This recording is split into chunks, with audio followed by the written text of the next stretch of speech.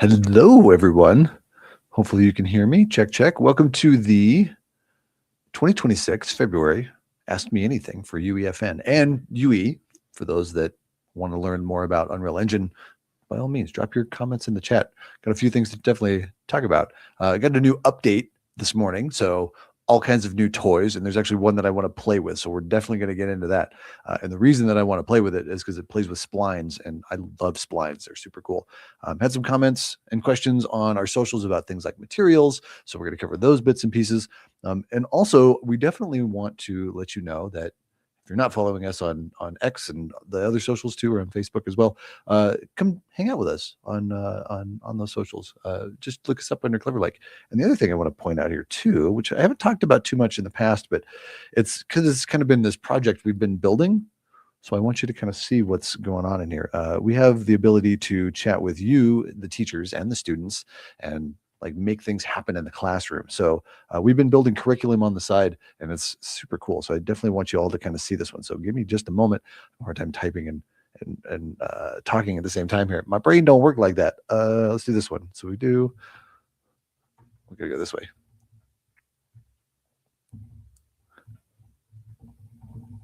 So let's start here. So many of you know us as the people that do all this UEFN stuff. That's really what this one is all about. We do a lot of stuff in Minecraft as well, because we want to make sure that, you know, we're hitting those fundamental building skills very early and then using those throughout your lifetime and your career when you're building stuff and put it out there further, right? So you can get a hold of us. This is our website, cleverlike.com.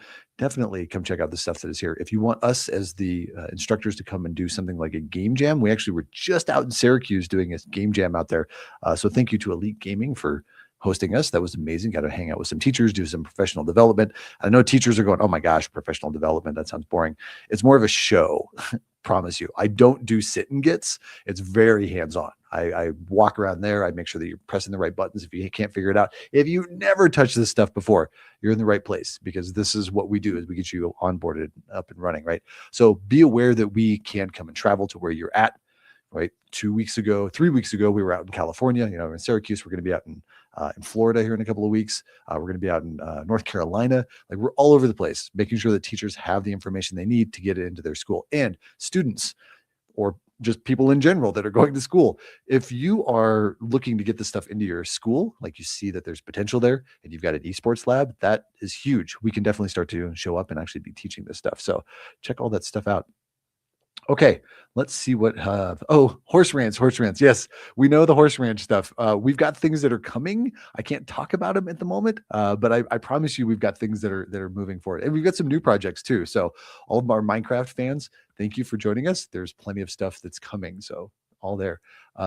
Let's jump into the editor. Let's go ahead and bring this one up here. It's quiet in here. Well, is my mic on? Hopefully my mic's on. Hopefully y'all can hear me. Hopefully it's not that quiet. What I want to do is to make sure that y'all see some of this cool stuff. So I'm going to bring up this. This is the new update. Where we at? Right about capture area device. Okay, cool. So new update. We're going to be running inside of 39.4 inside of UEFN. It's actually Unreal 5.8, which is kind of cool. So we're going to see some of the behind the scenes stuff that's actually going on in there as well. There's some cool features that have been added that I want to talk about that are just going to make you more efficient. So let's go ahead and jump in. Let's push this off to the side. One moment. Mike's working fine. Thank you, my friend. I appreciate that. Good to see you. I'm glad you're here. Okay. Cool thing I want to show you. Down here in the content drawer, so way down here in the bottom left, you may or may not have actually noticed there's another little section down here. And this has been in Unreal for a long time, and I've been waiting for this to show up. These are called collections. So I'm going to show you what they are and why they're super helpful, right? So if we open this up, it's like, hey, click on, I'll zoom in on this and make this a lot easier to see, right? So we can click on this and we get a little collection. And I'm like, well, I might be working for a brand, right? And I want to make sure that all their brand stuff is actually stuck down inside of there. We can actually grab things, not the actual folders, but like things like the actual assets. And if we click and drag them down in here, oh, you're going to fight me, aren't you? One moment. You can let me do it. Nothing happens, right? You're like, I want to add something to it. Well, you know, should have read what was going on here. I'm going to click on this little tiny plus button right here, add collection. We're going to go and say local collection, right? And in this case, let's say, let's call eyes, right? Maybe we're working for like an eyelash company, right? So we want these eyes that are all going to be in there. So we have textures, we've got models, we've got materials, all kinds of stuff going on in here. And now if we come up here, we should be able to drag this into here, right? And then let go. Now, why is this helpful? Well, I might be deep somewhere in my devices, right? And then if I come down here, I'm like, oh, I want all those eye assets, right? I want those models, those meshes, those materials, right? This is super helpful. So when you're working with a brand or on a specific project and you want to keep track of specific assets, you can drop assets down here, right? Amazing. I love this feature. I've been waiting for this forever and a day. So really, really cool.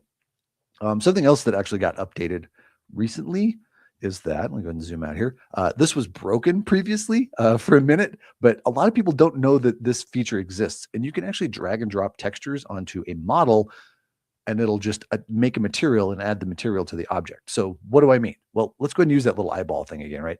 So we go into project. Oh, I lied. Haha, we're going to come up here. We're going to go into this one. So this is a place actors section, right? So let's come up into here. Let's go into shapes. And I'm going to grab just a simple cube, right? So there's that. Let's go ahead and slide this over.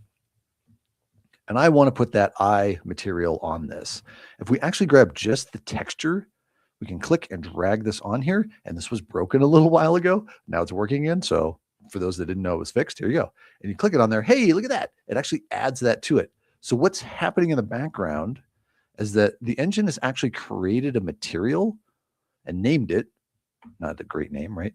But then it's actually added it to the folder where it was, right? So this texture was in there and it created this. This is new. This little thing right here is all brand new, right? So let's actually give it a new name because I don't like that name. That's terrible. M_I. Right, there we go. Awesome. So now we have this material. So here's another thing that we can do with our collections. I'll zoom in on this so you can see it. So if we right click on an object, at the very bottom of the list, it'll give us all of the collections that we have if we've created some, right? And I can say, hey, I want it to be part of this. So, hey, it's part of that one now, right? So super, super helpful. I love collections so much. You have no idea how excited I was when this got dropped a couple of weeks ago. I was like, oh my gosh. So yeah, hopefully that helps out. What questions do you have, y'all? Keep dropping them in the chat. Keep an eye on them. Make it happen. All this good stuff. Okay. Let's talk about a couple of the questions that have come in through social media. Let's grab this. So materials, let's continue to talk about materials. So someone's asking if we could find like shortcuts inside of materials. Like how can we make our building a material much more efficient while we're working inside of it? So let's actually jump into our eyeball material here because we can. Here's a cool little trick. I don't know if y'all knew this one. If we actually hold down the Alt key on the keyboard and click and drag, we can create a little yellow line, and this will allow us to cut any wires that it crosses, which can be really nice. The other way to do this actually is to hold down Alt and you can actually click on the pin and it'll go away, or you can click on the wire and it'll go away, right? But the advantage of this is if we have something like the alpha, this is not going to work because I don't have it hooked up, right? We've got like two of them on here. We can actually cut across both of them and it'll get rid of it. So another little efficient kind of thing to do. Okay. I want to change the way that this eyeball looks. And we're going to do this in a very kind of meh way. I'm not going to set up a bunch of different masks to play with this, although I might not have to. If my brain was smart, this texture might actually have, are you going to open? You're not going to let me double click on this to open it? Okay, so we get another bug. Good times. We can do it this way though. No, you're not going to let me open it there either. Oh, look at that. I would love to edit you. Edit. Oh, I want to open up the texture and it won't let me open up the texture. Is it because I'm in the texture editor? Can I do it from here? There we go. That was strange. Okay, this one does not have an alpha on it. That's fine. Not a big deal. Let's take a look what we do have, just in case I change my mind.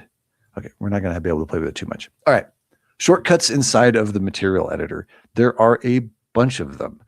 One of the most common ones that you'll probably run into is if you hold down the T key as in tango and left mouse click, you'll actually get a texture sample. Now you'll notice that this texture came in with it. And that is because this texture was actually selected inside the content drawer. So if you know what you're going to be playing with, you can bring them in really quickly. Now, some of you are like, well, why don't I just click and drag it in there? And yeah, you can totally do that too. That's not a big deal, right? So totally a thing. One of the other ones is if you hold down the M key. I'm sorry, I don't know what M is for. We'll say mom, right? So if you hold down M and left mouse click, you get a multiply, right? This is helpful. We can actually pump this one into here, and we can actually change the color. Let's actually change the model here. I'm not going to create a mask for this, but we can actually change the color on this one as well. And if I want to get a color node, if I hold down the 3 key on the keyboard and left mouse click, boom, now I got color. So if I multiply this by black, it's going to turn out black. But if we multiply this by a lighter color, let's bring up the value here, right? Do something like blue, right? Now you can see that those blue areas showing up over the white, right? Because it's multiplying that data across there. So while playing with this, there are a lot of shortcuts, but the question is, well, how do I learn them? Do I just go find something online? And you don't have to. Everything is actually here inside the engine. So over here on the far right-hand side, where it says palette, right up here, check this out. If I zoom in on this, I'll zoom in, right? Go over here and palette. You'll see that, hey, constant 3 vector. There's a 3 next to it. That's the hotkey for it. So if you're looking for a specific hotkey and there's something that you're using often, you can probably find it over here in the palette. And there are a lot of these, right? So F, right, material function call. Hey, that's something I didn't realize that's what that was. I always just right click and look for the word call. Now I know. Hey, excellent. Some of the other ones that are pretty common, we've got divide is another one, right? So an if, we can bring an F, linear interpolate L. This is a big one. So holding down L, left mouse click, and we get a lerp. Lerps are amazing in materials. Please go play with them. Lots and lots of amazing stuff, right? So absolutely, there are a bunch of specific shortcuts that you can do to speed up your workflow, and you just become more effective when working inside the engine. So absolutely play with that stuff. Good. You spent a long time Googling the shortcuts and looking for it. Yeah, the palette is like your best friend over here. I love this one. And there's some stuff in here, like if you're really going to learn materials, so quick tangent kind of, right? But at least material related. If you're going to learn materials, note that the ones with the shortcuts on them are the ones that people use most often. Okay. So if you're like, oh, I want to learn how to do materials and I want a good place to start, the engine's great. And knowing that the ones that have got the hotkeys on them are the ones that people use most often, like a sign is actually another one that gets used pretty often, but there's a shortcut for it. And there are literally hundreds upon hundreds of them in here. And the list keeps getting bigger because what's cool is that Epic and other developers will create little functions for material functions, and they'll drop them in here. So yeah, know that this is here. It's really, really, really helpful. You love the horse mod. Yay. We appreciate you. Thanks for dropping in. We won't be talking about the horse mod today, but we appreciate the love. We have a lot of people in here that are looking for more horse fun things. So sorry, we're in UEFN today. Okay. Other questions that came in. An item. Okay. So this item, I'll see if I can find it. The mud temp solid has got a specific behavior that it does. So let's go talk about that one.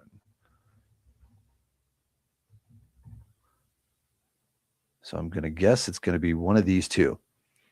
So this specific asset is a Fortnite asset. Okay. So we have some control over it. And let's talk about the issue that we're running into.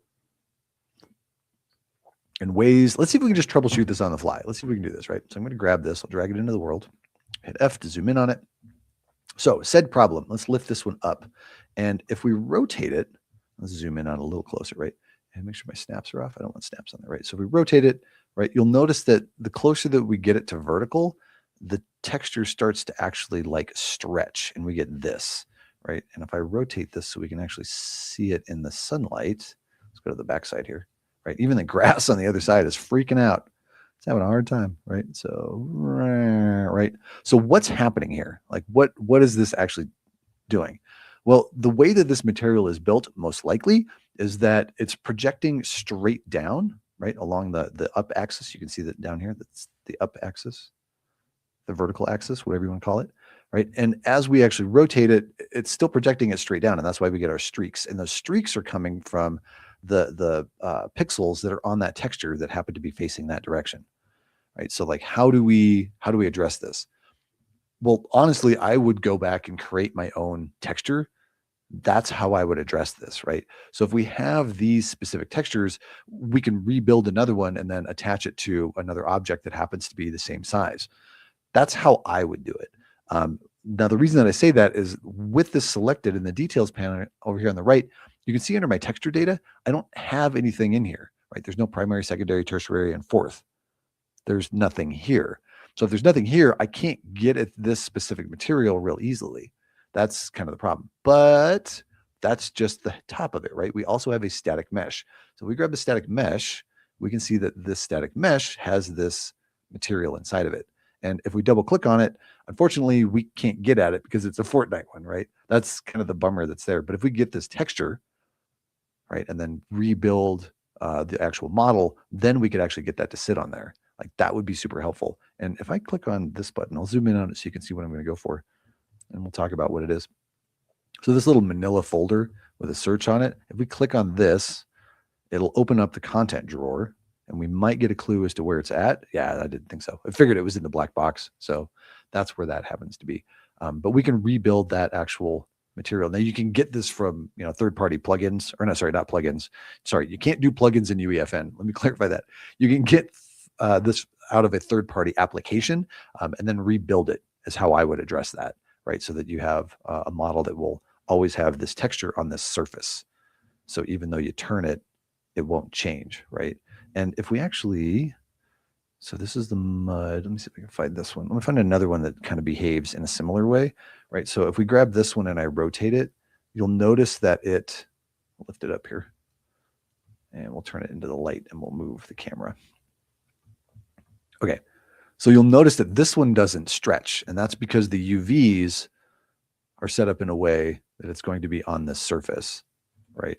And I can, here's a cool trick. I know some of you all know this, but this one's fun, right? I can copy this material and put it up here, right? So if I right click on secondary over here and I can say copy, right? And then if I come over here, and this is what I was thinking about doing, right? I can come over here and I can go paste, and it's not that one. And we'll try paste there. It's not that one. Paste there, not that one, and paste there, and not that one. Ah, so this one's not going to let me actually replace it. That's interesting. This does happen with some of them, so there it is. Yeah, rebuild the material is the way that I would address that. So hopefully that explains. Yes, you're welcome. Very cool. All right, the other thing. Now this is for me because I wanted to see what this was. While reading through this information, I came across this right here. This is super cool. I don't know too many people that play with this very often, but this is amazing. So we have this device inside of UEFN called the capture area device. And in the past, it's been just a circle, like a cylinder that the player would walk into, right? We can now change the way that looks and make it fit our world, right? So what I'm going to do here while we're getting more questions coming in, I'm going to get rid of these two. Our examples don't need the cube eyeball, right? I want to create a little world. And luckily for me, there's a bunch of POIs that exist here inside of Fortnite, and I'm going to take advantage of that. So scroll up here to the top, go into Fortnite. Let's do a search for POI. Sorry, prefabs. Point of interest is what I think about it. Let's grab eeny, meeny, miny. There's some new ones that have been out too. I want something that's kind of irregular. Anybody have any suggestions? Irregular shaped. Some of these are so square because of the assets that we have that are in them. Oh, actually, hold on. Dang it, I just lost where it was. This one. Okay, this should work. Unless there's suggestions. I'll give you another count of 3 before we see this. 3, 2, 1. No? Okay. So what I want to do is create a capture space for something that's irregular, right? So if we grab our comm station here, just click and drag this into our world. So this thing's pretty good sized, but you'll notice that if I want this specific area right here to be a capture area, right? It has a very different shape, right? And if I were to grab our little capture object, or device rather, so we'll go up here into devices and just type in capture. Right, so we have our capture area. This is the one I want to use, and I want to bring this into the world. Right, so we'll click and drag this in and let it go. And in here, we have a capture radius right here, right? And this is pretty much, and you can kind of see it. I'll get a little closer here. I'll wiggle this so you can see what it is, right? You can see that this gets bigger, right? That's that circle, which is a cylinder is what it is, right? And as long as the player's in there, you're like, cool, that works. But I don't want somebody hiding behind the wall over here, right? This whole section, being able to capture this, right? Because that's not fair. Whoever's there, they can't see what's going on, right? Maybe it turns into a stalemate where there's one person inside, one person from the other team that's in there. And then all of a sudden we have this problem. We could talk about breaking down the wall, all the other stuff that goes with game design, but I want to avoid that specific issue. And to do that, we can use this new trick. And if you look closely, and I'll zoom in on it so you can see it here, right? You'll notice that we have these 4 points that create a square that lives right here around it. This is a spline, and I love splines. They're the most amazing thing ever to play with. In fact, if you ever work in any kind of CAD software, you will absolutely have to learn how to use these things. So this is an amazing transferable skill from UEFN, a game engine, into a CAD software. So check this out. Down here below, we need to turn this on so that it would actually work in game, right? So we do a search, and we do a search for, what was that thing called? User. And it's a checkbox. It's like way down here at the bottom. It's like way at the bottom. There it is, right there. Boom. So we are searching for use. Oh, dang it, I just lost it. There it goes. This one right here. So use spline shape for boundary. This is amazing. I love this thing. So if we turn this on, now you'll notice that this square is where the player needs to be, right? So let's set this, I don't know, right there. That's a good spot for it, right? So there's the center of it. Thank you, particles. What I'm going to do is I'm going to use these 4 little points to define this area. And you're going, Ian, there's like 1, 2, 3, 4. You get the point, right? There's a bunch more in here, 5, 6, 7, 8. How do we deal with that? This is splines. I'm sorry. I'm so excited about this. I'm sure you could probably tell, but this is super cool. So let's go ahead and select this. And I'm going to grab each one of these points. And I'm going to use this little arrow, the area that's between these 2 arrows, the one that's going this way, the one that's going that way.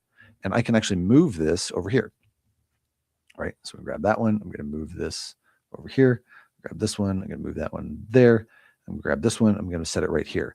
Right, so now the only area that the player can actually capture is going to be in this spot. You know, that's cool. But we want to make it that whole area. So let's actually take this a step further. We're going to move this one over. And I apologize, particles all over the place. What I'm going to do is select this one here. And it doesn't matter which one I grab.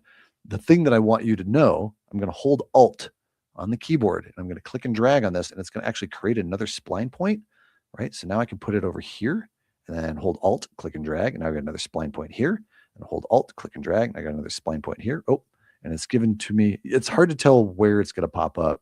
So sometimes you have to rearrange these. So I'm going to rearrange these guys, right? Grab that one. I'm going to put this one up here. That one is going to go there. Okay, cool. So now I have a capture area, and I wish those particles weren't actually there, that is literally this shape, right? So now I don't have a problem of a player standing here, my art skills, right? Beautiful. And then another player actually standing inside, right? We can totally deal with the gameplay like we want. If you're not amazed by this, this is such a cool little feature. Like, I absolutely love it. So, and what's great is that I can move this. Whoops, come here, right? So let's move this over here so you get a better shot of what this actually looks like. So you can see, hopefully you can see, right, that actual outline has been changed, and we can control that using splines. So huzzah, splines, and thank you, engineers over at Epic. Like, that is a super cool little trick that exists. Makes my life so happy that this is a thing, right? Okay, so there's that. I'm actually going to leave this over here. For those that didn't know, this project that I'm in right now, we actually bottled this up. And I'll show you where you can find it so you can actually reverse engineer it, right? So if we go to one moment, let me bring it up here on screen. We have a website that it was actually help funded by an Epic Mega Grant. And this is where you can actually find these. All of these end up on here, right? So we have our UEFN Creator School, which was a Mega Grant recipient, which is awesome. And inside of this, if you look up here at the very top, we have our courses. Huzzah! This is all free, by the way, so you can jump in at any time. And inside of here, let's scroll down a little bit. You can find our live streams.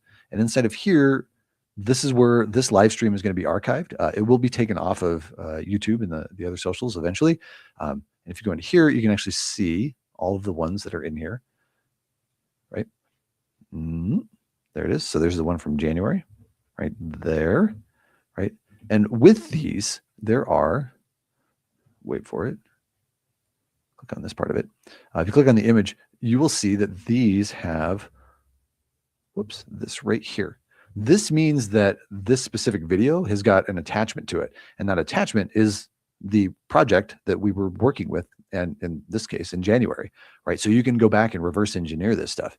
This whole site is filled with just stuff about Unreal Engine and UEFN because they're very closely related. So if you want to learn more about this specific hardware, or sorry, this specific software, and make a master out of yourself and make it happen, like, come join us. We got a whole community here that does a lot of fun stuff. Sometimes we get guests that are showing up when they can make those things happen. Last year, we had some amazing people show up that work inside the community. So again, huge thank you to that. The last thing that I want to talk about before we move on is up here in the top right. You can see myself as well as Maestro Shark. We've been working with him over the past year-ish or so now, I think. And it's been a minute. And if you want to learn stuff from Maestro, of course, he has all of his stuff on YouTube and the things that he drops out there, which is amazing. And we thank him for all the free stuff that he puts out there. And if you would like to learn from him specifically, you can come through us and we can try and set you guys up and make that work so that you can learn from him. Yeah, it'd be awesome. Okay. Questions. What else do you all have? So many fun little things to play with inside of here. Don't worry. No question is a bad question when it's about UEFN. There's so many things that exist inside of here that can be very difficult to try and figure out what it is that you want to do. Or if you have a question like, how do I do X? How do I do Y? What's the best way to do this? What kind of things should I avoid when trying to build this kind of mechanic? Like, those are the things that we're here to definitely answer. And we do have, like I mentioned before, we'll go to schools, we'll do game jams. We had some amazing game jams this weekend. Had a gentleman actually create one where the player was like in this very dark farm and they had to try and get specific items. They were using the flashlight to kind of see where they were going. But it turned like all the atmospherics all the way down, and they ended up winning because we have everybody like test the games. They ended up winning like the Player's Choice Award of all the students that were there. So it was really cool to kind of see, the feedback that the community gives while actually testing it at the same time. So super fun stuff to do for sure. Okay, I'm going to go ahead and launch a session here. Wait for it. We'll go hang out with Crash in the actual game. It's very quiet in the chat this morning. I know you're all in there. I can see that.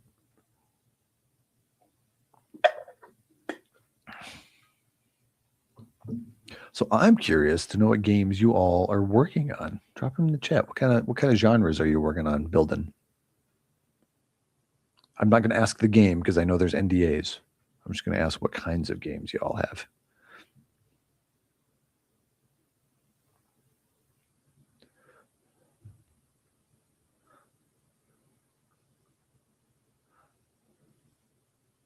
Nothing. Nobody's working on games. I tease because I can get away with it. Right. So while we're doing that, I'm actually going to set up a quick little capture because I can. I also am going to build, a little bit here because I want it real easy to get my player up into this area.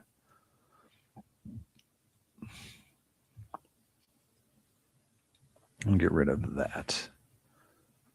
I get them up there. That's pretty close. Let's push this out just a little bit. Oops. There we go. That should make that a little easier to get into.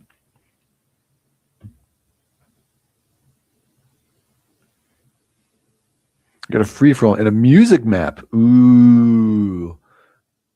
I would love to see the music maps. We've built a free-for-all. We actually have a class where you can build a free-for-all map too. So cool. That's awesome.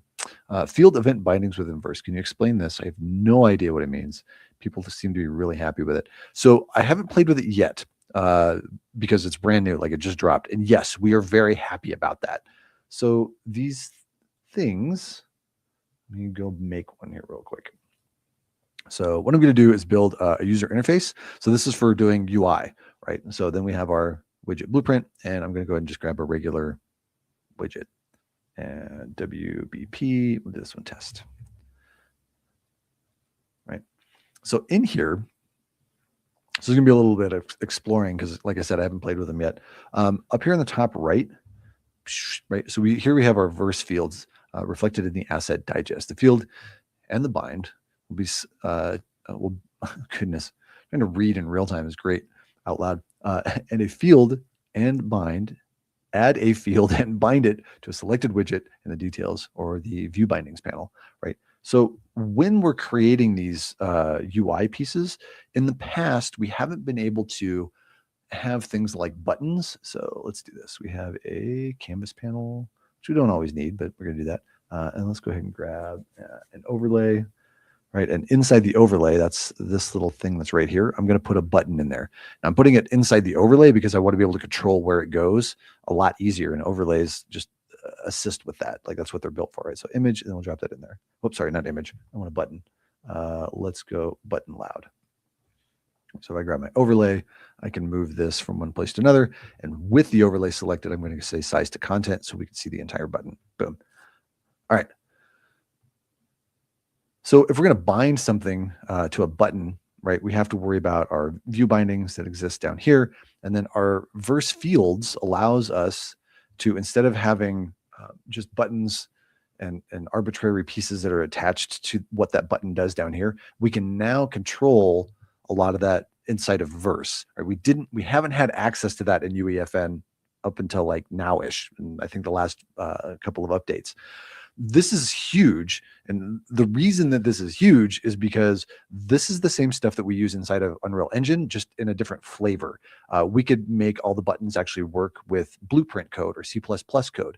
And we haven't had access to do it with verse code yet, right? So now the familiar workflows are coming over to make life a lot easier. So one of the big reasons that people are getting excited is because we haven't been able to do this inside of UEFN, but we know that it's been coming and that it's existed inside of Unreal Engine, right? So now we have access to actually doing this. So some of the stuff that I believe we can do, don't quote me on all this stuff because I don't know all this because I haven't dug into it yet, right? But we can access, see if I can create one in here, right? So we can create variables. So we're like button toggle, right? So we have a button toggle. This happens to be logic. I should probably zoom in on this so you can see this, sorry. All right, so we've got like a button toggle. We can set it up as specific types of variables. We got events in here too. I really need to get in here and play with this.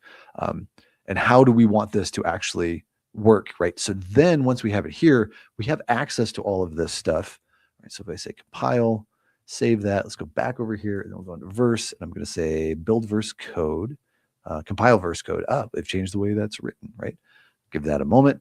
I don't need the game running right now. And if we open up verse, so there's a button up here at the top, right? And open this up. We should see this show up.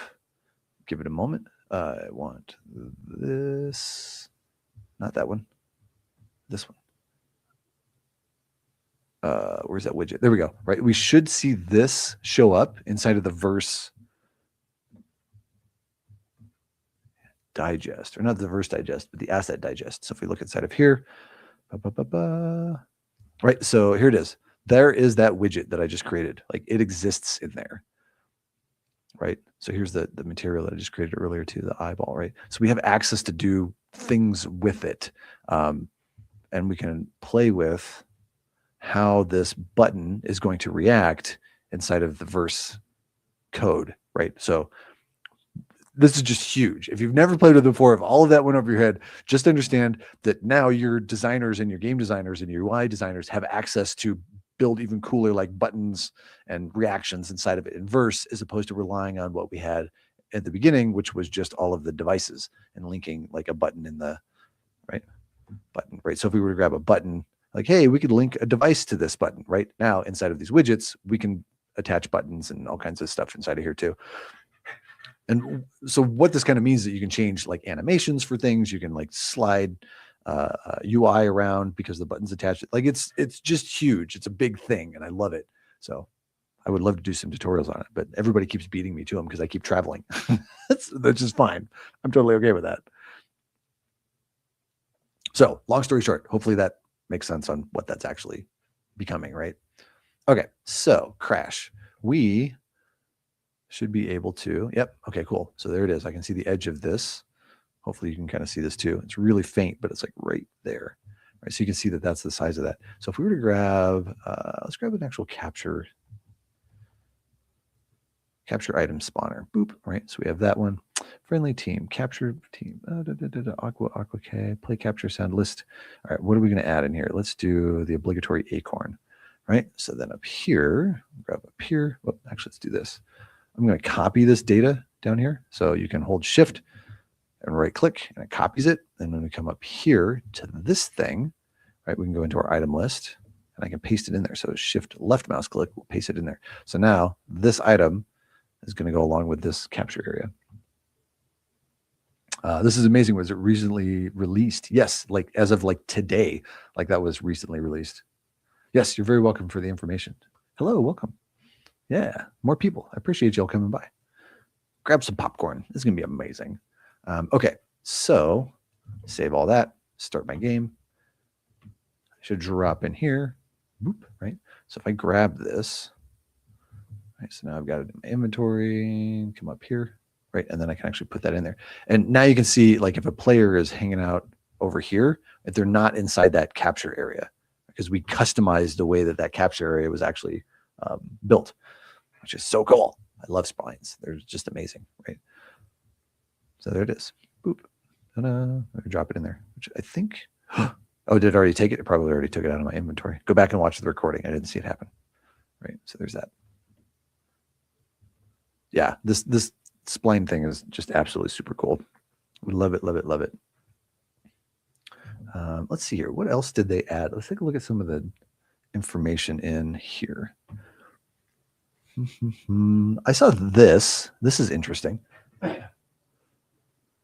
So I don't, like a lock-on rifle? I almost feel like I need to get the NPCs in here. Let's lock on. Lock on rifle. Does this one allow me? Hey, it does. I can actually drop one in here. That's amazing. All right, let's start the game. I'm curious to see what this actually is. I appreciate all the work that goes into so many of the different weapons. Oh, hold on. Let's set this up so that you actually spawn like immediately. It's going to take me 12 seconds as opposed to the 10 seconds to wait for it. But that's okay. I'm moving. We're making happens. All right, here we go. Right, so we got that. Oh, it's a purple one even. Oh, look at that. We got like a, okay, we need to get some guards in here. Now I'm curious to see how this thing works. Where are my guards? Guard spawner.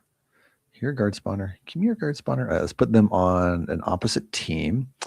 Team index.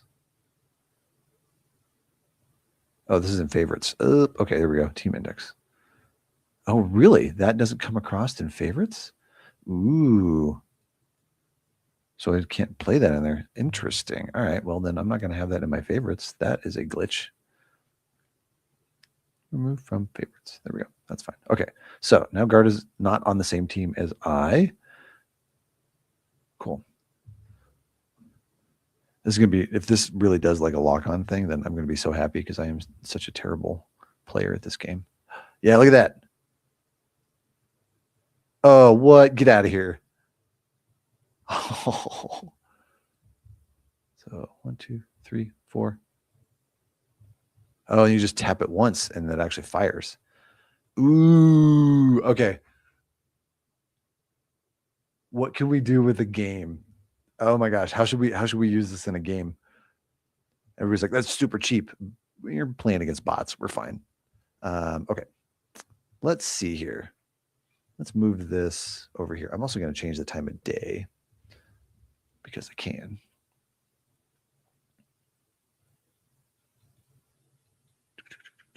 Let's say 11 a.m.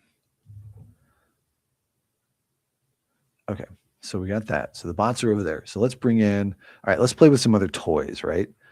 I'm not seeing questions. This is why I'm doing this. So hopefully this brings up some questions. Bring up some questions, right? So if let's do a elimination manager. Right, so we have our elimination manager. We're going to our target type, and I'll zoom in on this so you all can see this. So our target type, we want to change this to all guards. So any guard, right? So this one down here. And then the other thing we're going to do is we're going to, let's blow up the building. Yeah, let's blow up the building as soon as we get X amount of eliminations. So we're going to need a barrel, explosive device. So we'll grab an explosive device. I'm going to set it right there, right? So we got that. So there's this. So some of the stuff that's going on here kind of in the background in my brain is thinking about how can we get a reaction, or how can we reward the player for what's actually being done, right? In this case, we're taking out baddies in this case. And if we take out enough of them, we're going to blow up this building. So I'm also thinking logically in the back about creating code that is going to happen in there. Okay. So let's start playing with the event binding. So we're going to, and I'll zoom in on this so you can see it. So I've got the barrel selected. So I'm going to have it explode at a specific point in time. So I can add an array element here and say, well, I'm going to receive a signal from something. What is that something? Well, let's go ahead and grab, because we can do this, we want a score manager, right? So score manager, right? So maybe we've got a setup. I'm going to hit end. It's going to drop it to the floor. We got a setup where we are inside of a facility, right? And we are needing to take out X amount of guards, right? That's what it happens to be. All right. So this one, our score value, and I will put this on screen if I can get it all on screen here, move that over and move over, right? So our score value, we want to start at 0, and we'll say that we're going to add a point every time we eliminate someone, which we'll connect that in a moment. And down here at the bottom, we want to send an event when we take out, let's say 3. We'll keep it small, right? So once we take out 3 bad guys, we'll go ahead and make this barrel explode.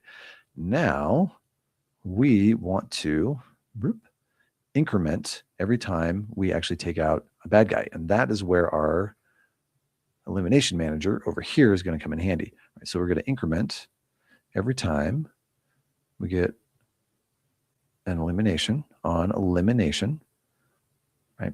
So for those that have never played with this before, elimination means I'm eliminating someone, right? If I'm eliminated, that means that I'm out, right? So, so on eliminated, we're looking to see when a guard is actually being eliminated. That's what we're going to look for. Right, so we're going to increment.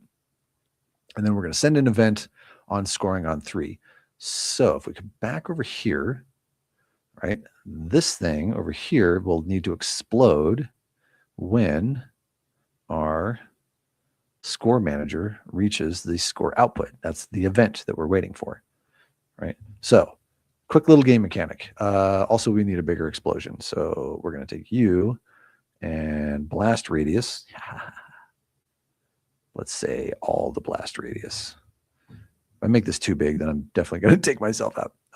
It's only got 1 for health. Can be damaged. I don't want somebody shooting it by accident. Structure damage, 150. Nope, we want like all the damage. Player damage. Let's set this down to 0. So the player can't be damaged.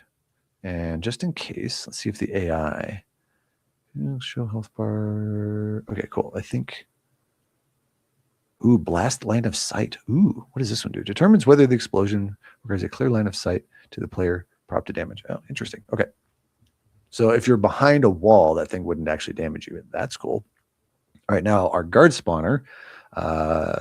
Let's make them stormtroopers so they can't hit anything. And now spawn count. We need 4 of them, and this thing is going to set off when we get 3 of them. So let's only have 3 of them spawn, like so.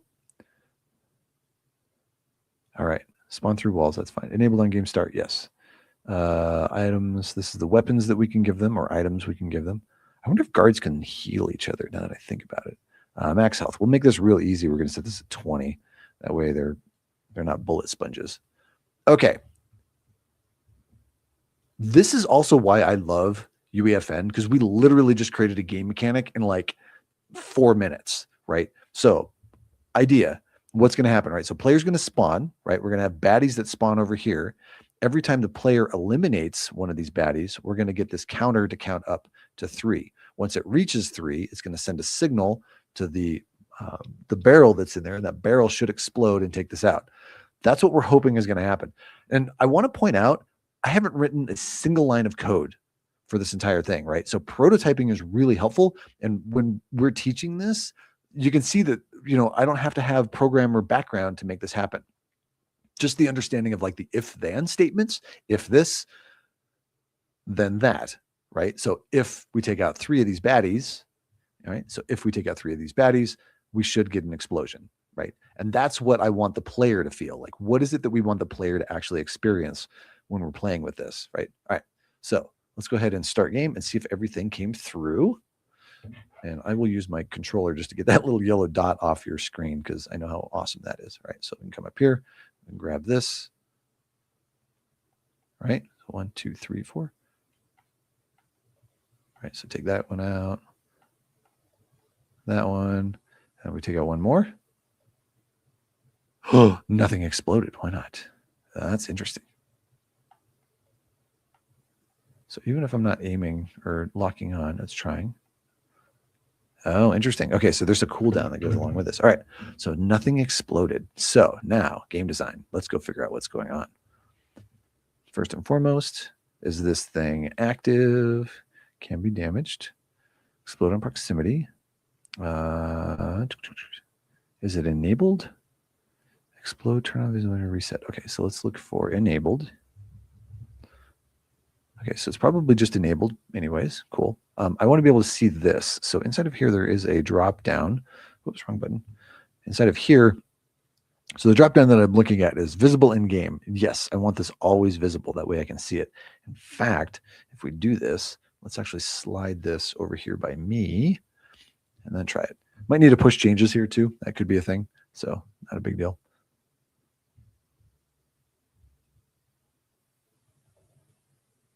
Okay, I'm not seeing any information pop up on our score manager, which tells me something has gone very wrong.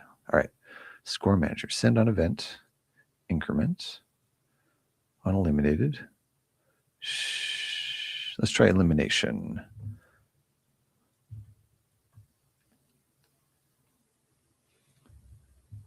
It can be damaged as off. What can be damaged of what specifically? Okay, that showed up. We're not incrementing. I'm assuming you mean this barrel that's way over here. It should not be explode. I just don't want to hit it and make it explode. That's my concern on that one. Audio. Okay. Score value. Award type. We should be adding. Oh, haha, I know why. This thing right here. Score changed when activated. This needs to be at least 1. Boom. Okay, let's see if that's what it was. I said add, but I didn't tell it how much it should add. Well, I did. I told it to add 0, which was not smart. Yeah, there we go. Okay, so now we're getting a 1 over here. Oh, we actually have to hold that out. And then, boom. There we go. Look at that. It exploded. Okay. So, game loop, right? So we've got this going in here. Also, this was doing a damage of like 500, which is fine, but it's not enough to break all the structures. I'm going to have it reset itself after it explodes, which is cool because we can create this loop that's built inside of it, right? So if we bring this over, so I can say reset yourself after you explode. Oh, come here. Come on now, play nice. This zooming in thing is probably messing with it. Come here, big explosive device. There we go. And we'll say on explode. Now, the other thing that we need to do too is we need to reset our little counter here also when it explodes. So I'm going to copy this. Right click, shift right click and copy our reset. Come over here and we'll say reset and we'll paste it in there. Save that. Is it me or is the edit to game mode a lot faster than it was before? Oh, you know what? I bet you're right, actually, because I can hit that and jump in. Although my game is tiny too, so that probably helps. But yeah, that's a good point, right? Okay, so oh my gosh, I love it. I can be totally horrible shot. Oh my gosh, this is a game changer. Boom, that explodes. Okay, that should reset that thing, and the timer's reset. Cool. All right, so 2, wait for it, and then boom, we get more explosions. Yay, right? Okay, cool. Awesome. Now I can't get the acorn up there. You're very welcome to kind of see my thought process when I'm playing with this stuff. Yeah. And this is kind of what this is all about, right? Like as you all are building games, like these are the things that I'm thinking about. I would gladly just sit and build games with y'all. So if these AMAs need to turn into like we all work together to make a game, like and try and do it in an hour, I would love that too. I would also, for those teachers that are watching, hopefully you're still watching at this point, um, this is the kind of stuff that we do in the classroom, right? We walk you all through this. Now I'm just working on this tiny little one, but we literally help students build all this stuff, right? I'm drawing on the screen. I'm making sure that they're engaged. Like this is what we do, right? So good, so good. Okay, cool. So those work. We got about 9 minutes left.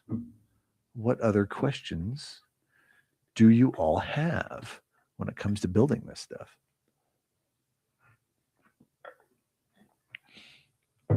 I am actually going to jump over to the actual. Sometimes the questions don't come through, so I'm going to jump over to the socials and see if there are questions in those chats that are not showing. What do we have? Okay, it looks like it's still pretty clear on that side. Okay, cool. Excellent.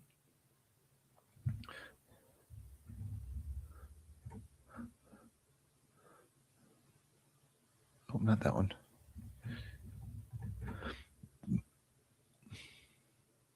I have to log in on my Twitch side to see what's going on. Oh, nope, we're good.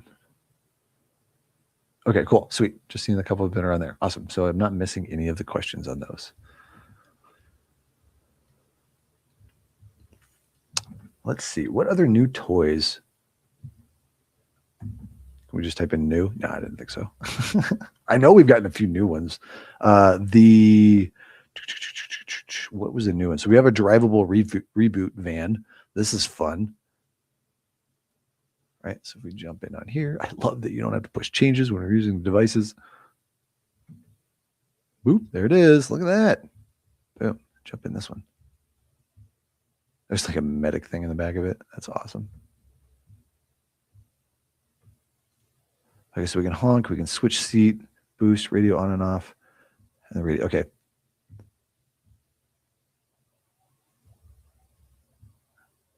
Oh, it lights up when it gets shot at. Oh, interesting. That's a cool little mechanic. So if we hide behind it, oh, it's just going to roll off the edge, isn't it? What does it actually light up when they hit it if I'm behind it?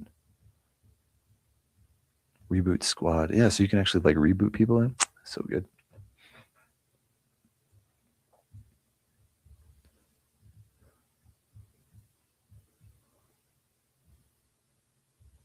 I'm new to UEFN. I'm reading the questions in here, right? So I'm new to UEFN in the Unreal space. Do you see more people playing custom maps?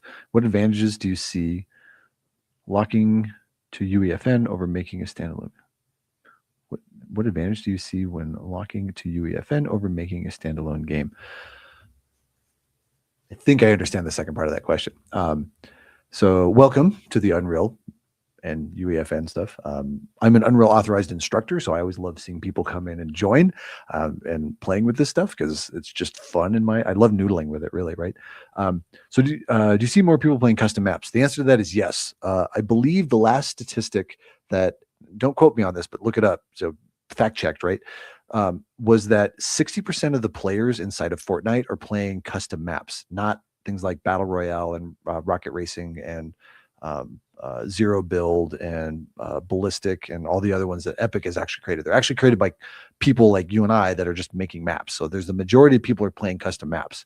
100%, I believe that is accurate. So go check that out. 60% of the time, it works all the time, right? But yeah, look up those statistics. Oh, hey, I just got cut off. What advantage do you see when locking into UEFN over making a standalone game? The thing that I see that's going to be the most advantageous is that when working inside of UEFN, because we have all of these devices, we can prototype stuff way faster, just like exponentially quicker. And because of that, we start to get into that creative mode and we're just building. Whereas if we were to jump into something like Unreal Engine, there's a lot of like overhead that we need to learn. Like, are we going to use Blueprint? If we're going to use Blueprint, let's just go down that route because there's other things too, right? Let's say we're going to use Blueprint. Well, now we need to understand, how the Blueprint system works. And if we go to create a brand new character from scratch, it's a ton of work. Where here we can literally just jump in and start playing. We don't have to worry about making a move. We don't have to worry about picking up objects. We don't have to worry about inventory. So it's just a little bit faster, especially when you're new. It's just significantly faster. And the thing that I love about it is that it really helps us understand what game design or experience design, right? It doesn't even have to be a game, just an experience. That experience design gets you from point A, the beginning of it, to something that you can play test B, that side of it, significantly faster so you can iterate a lot quicker. Once you have that core gameplay loop and you know that it works or works well enough, you can start to add little features on top of it. And this is where other devices start to come in handy. Like, how do we like reset some of these pieces? Like thinking about how those work. Maybe we want to go ahead and be able to pick up our teammates and bring them back. Right? We don't have to create the truck. We don't have to create the spawner. Like we don't have to create any of that stuff. We can just drag and drop it in. And then, as we get into that intermediate advanced stage, we can start playing with things like verse. So the verse system is, it's the answer to writing code inside of a game engine, and it runs in VS Code, which is amazing. So having that access to be able to start at a really low level and then be able to work your way up is pretty quick. For example, I don't know if you caught the beginning of this, but we just came back from a game jam out in Syracuse, New York. We're in Colorado, and while we were out there, we were working with students that had never even played with this software before. And of the 11 students that showed up, we had 11 games come out of it, which is crazy. Like it's just insane. And that's partly due to Epic. Like we're standing on their shoulders. Like they've built this game engine so that you can just kind of pick it up and build it and work with it. Right. Now, if you're going to make a standalone game, the thing that you run into there is that you have to publish it. Right. So you go through a publishing company, right? You set up all the stuff that goes along with that. In Fortnite, you can publish it directly to the Fortnite ecosystem, and you don't have to worry about going through a publisher. You're literally just going through Epic. You do have to be 18 years old, right? There are rules that go along with this, right?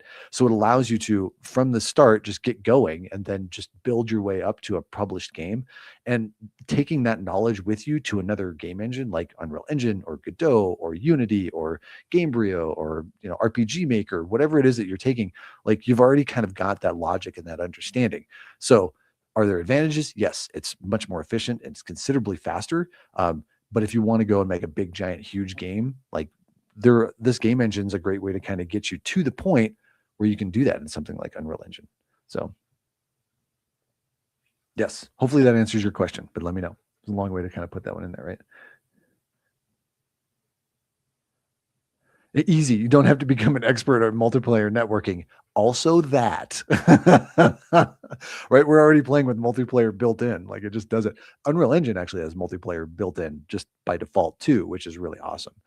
We've written quite a bit of curriculum for Epic Games as well as for Microsoft too, so that students can actually learn these specific like things like networking and coding and how to actually build these experiences while sneaking in the vegetables, as we like to say, so that they're learning about all these other little underlying pieces. And we're piquing their curiosity, right? Like, well, how do we actually build a material? Well, I built one real easily here, but you can take this to a whole nother level. For example, I'm going to hold down the P because we were talking about hotkeys, right? So if I hold down the P key as in pneumonia, I can left mouse click and I'll get a panner. And if I click and drag this in here, right, this little function, I don't have to write the code for it. I can just set it up so that if I type in a value, let's do something slowish, right? It'll automatically just start panning, right? These are the things that are built in at the game level, but also in the creator side of things where it works. It's just phenomenal, right? So now if we grab, let's grab a plane or so shapes, plane, we'll drag this one in, right? Grab that in there. And let's grab that material. Right. So I can drag and drop that on there. Right. And I instantly have something that's working already. right? I don't know what I would use this for specifically, the eyeball, I mean, right? But you can use this for a lot of other stuff. So say you have like a ticker that moves across the screen, whether it's in UI or whether it's something in the background, like it's pretty easy to build. You're welcome for the answer. Absolutely. Is it better to make Fortnite like maps or something super custom? That's actually a really good question. And here's why. Fortnite players come to Fortnite to play specific games, whether it's Battle Royale or right now Steel the Brain Rot. I mean, it was only up for a while. There was a bunch of tycoons that people come to. So they're going to show up to the shop, the Fortnite Discover area, right? They're going to show up to the shop with an expectation of a game that they can play, right? So if most people hear Fortnite, they're like, oh, it's just a bunch of people running around in Battle Royale. Like, if I want to play that game, I'm going to go to Fortnite. And at the same time, there are a lot of very unique custom games. And when they pop off, then they work really well. And getting the average Fortnite player to understand that those other games are there, maybe their friends don't necessarily want to play those games. So what I suggest, so to answer your question in kind of a shorter form, what I would suggest if you're going to build a game, find a genre that you like that's common inside of the ecosystem, inside of the Fortnite ecosystem or the other UGC ecosystems, right? So there's Minecraft, there's Fortnite, there's Roblox, there's Core, have an like itch.io, right? Like there's a bunch of like genres that kind of live in there, and those are the ones that people are going to come to play more often, right? So find your game that you want to build that's like that. And then once you have a player base, you can introduce new things to them, right? Take a look at what Jogo's done over the past. Like look at the games that they have, and you'll see like, oh, like they've got like a Bed Wars game. People like to play Bed Wars, right? So now they have people that have played their game. So when Jogo drops another game, which it looks like they've got something coming soon. I saw something on LinkedIn the other day. They'll have people that want to play that game and they'll follow them along, right? So looking at that brand and then moving on. So hopefully that answers your question. We've tried building really custom things, and I've seen people build really amazing custom stuff, and nobody plays it because they don't know that it exists because they're coming to Fortnite for a specific type of game and type of experience, right? There's a bunch of people that build like live events, and they do really well, right? Because they're like, oh, there's this really cool live event that happened in Fortnite. I'm going to go see if I can find some other cool live events that happen in Fortnite. So they get players that are on there. Genesis does this. They do amazing live event kind of stuff that the player gets to join in on. So check out some of their stuff too. All right, y'all. Here's the end of it. We've been chatting for about an hour. I appreciate you all coming by. Again, this will be available for you to download. You can join our UEFN Creator School. It is completely and totally free. And then download this. This video will be available on YouTube for about a month or so. And then when our March one for 2026 actually jumps in, we'll take this one down and we'll put up another one that'll just hang out for about that time span. Yeah, that's all I've got. I appreciate you all. Keep being creative and, being awesome and everything that you do inside of it, because this game engine is a lot of fun to play with. And it's a beautiful stepping stone to jump into something like Unreal Engine, which is this, but it's got a lot more fun things inside of it. All right, I'm out. See y'all.